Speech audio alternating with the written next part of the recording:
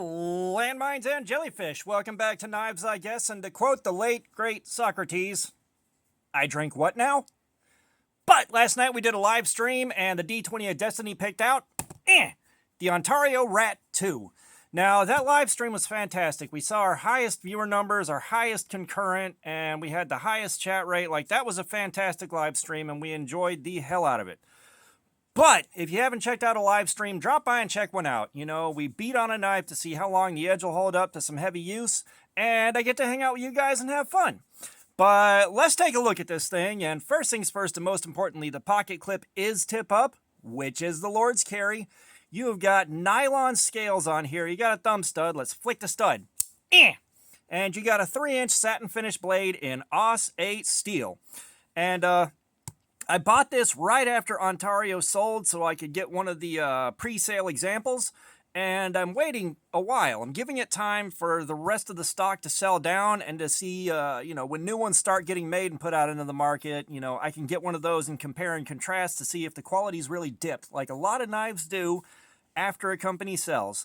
I do want to see about that and see if there is a noticeable drop in the quality of what they're making here, because anyone that's been around for a minute knows that's the fastest way to send your quality into the toilet. Sell the company.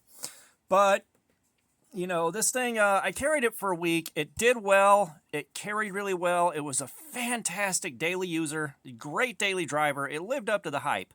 I was very, very tardy to that party, but I will tell you, it definitely earns the hype.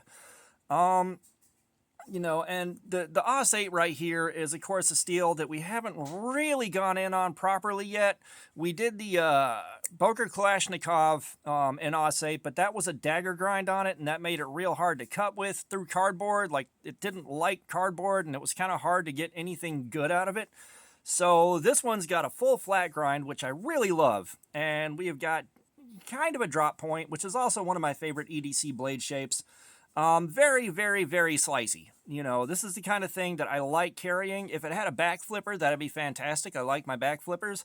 The thumb studs work really well, and as you can see, let's flick the stud. Plenty easy to open it with that. And so it does everything really well. My only gripe is I'd love to have a flipper tab on it, but that's just me, and that's a very small thing based on personal taste rather than any genuine defect in quality. We started in on this thing, and the factory edge wasn't the best one I've ever had. It was still pretty decent. It did cut well, and it took about 3 hours. 3 hours to start showing significant wear.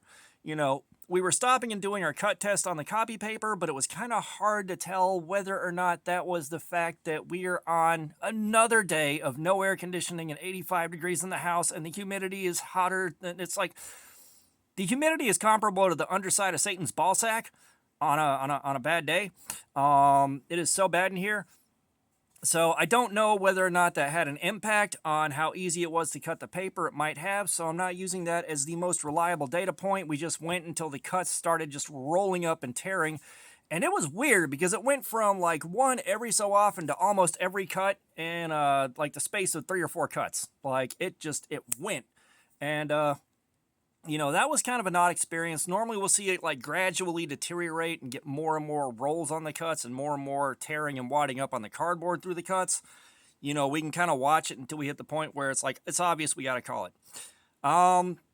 This just went, it was okay. We had 1 roll and tear on the cut, and then we got 4 good ones, and then boom, just gone.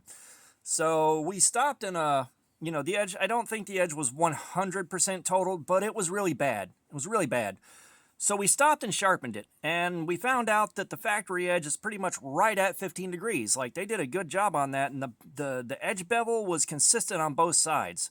I didn't run into any weirdness there. Now, with sharpening Aus 8, I ran through it, and I couldn't quite feel a burr, but I could feel that edge on my thumb that felt like it was quite sharp. So I ran it through all the stones, ran it through all the strops, got a mirrored edge on it as close to perfect as I could, and went to cut with it again, and it still wasn't perfect, so I went back and spent more time on the 220 grit stone and finally raised a burr. So it looks like, and one of you guys that's done a lot more sharpening than me will know more than me about it, but it looks like Aus 8 just takes a while to raise a burr on, even if you're matching the factory angle. Like, apparently the burr on Aus 8, at least this piece, was kind of hard to raise. But once we got the burr, once we polished it, once we did all the things to it and we went back to cutting, it was very, very, very happy. And those cuts were just like blasting through water almost, which is to be expected. Again, you got a 15-degree edge, highly polished, pretty much mirrored out. Let's see if we can see that right there. Yeah, so you got a mirrored out edge and it's on some very thin, very slicey blade stock. Of course it's going to do good, and regardless of the level of moist in the paper. No matter how moist the paper is down here right now, it's still doing really, really clean push cuts like we got her there. And she shaves stupid easy. If I hadn't worn out all the hair on the back of my hand, you know what? We got some hair here.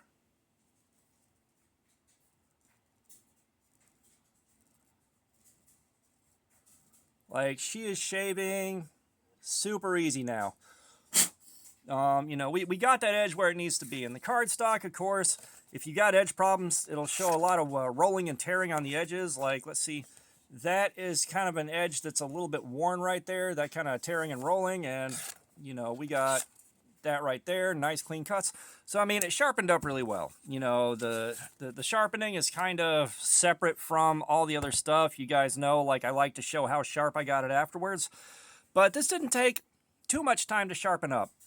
If I would have known more about if I would have known to push farther, because the comments also said you don't always raise a burr on this, you don't always see a burr on stuff like this, and I've had other steels that just would not have a burr come up that still got this sharp. So if I would have known to spend more time on this on that first go through, it would have been about 20 minutes to sharpen this up on the work sharp, and that precision adjust is kind of slow. So, and I also don't know if I messed up my 220 stone and really wore it out too much trying to fix that 4MAX Scout. I may end up ordering more stones just to, make myself mentally feel better about the whole thing. But, it would have been a faster sharpening if I'd have known to just keep pushing on until I raised a burr. Because once I got a burr, it was very distinct and it felt right for my sharpening and feeling a burr come up. So, lesson learned there, at least on Os 8, I'm going to spend a bit more time and make sure I feel a burr come up, because now I know a burr will come up, at least a distinct and a very easy to notice burr will come up. So that's something I learned while I was doing that, It was an interesting experience. So overall, this thing did really, really well. Like, from what I understand, Os 8 has less edge retention than D2.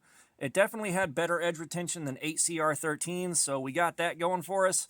So it's again, if you think you like this thing and you want to get one, I would go ahead and get one before all the old stock sells out. I know there's still, I'm pretty sure there's still a bunch of old stock still floating around out there to buy before they got to start flooding the market with new ones. This is the olive drab is $41.95 on Amazon. The coyote brown is $39.95.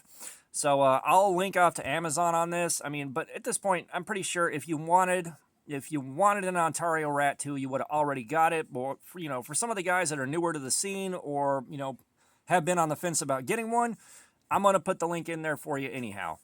So I mean, that was a lot of fun. That was a hell of a live stream. I'm so happy that you guys came, checked it out, and hung out with me. We had a great time. But all that being said, thanks for looking at my crap. Subscribers, you guys are awesome. A ton of y'all came in on that last live stream. I can't tell you how grateful I am. I sincerely appreciate the time you spend here watching this stuff. And if you get something out of it, that's very gratifying. But comments, I love some feedback. Let me know what you think about this. Let me know what you think about the Rat 2 in general. And if you're now considering getting one, let me know why. But all that being said, y'all have a nice day.